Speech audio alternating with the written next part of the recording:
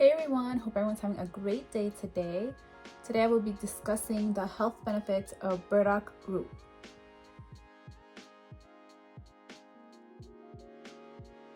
Don't forget to subscribe, like it, share it, comment, love it.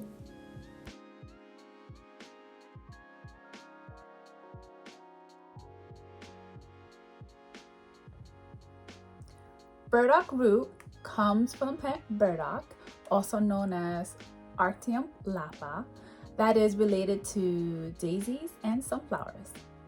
It is native to North Asia and Europe and can now be found in the US where it grows as weed.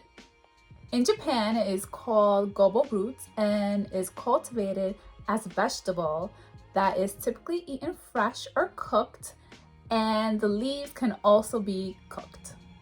It is also consumed as a tea. Burdock root has been used in traditional Chinese medicine for many centuries.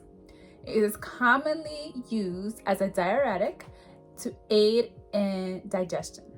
Burdock's medicinal uses are that it supports and tones the liver, cleanses the blood, clears skin outbreaks such as acne, eczema, and psoriasis, and it also improves liver and gallbladder function.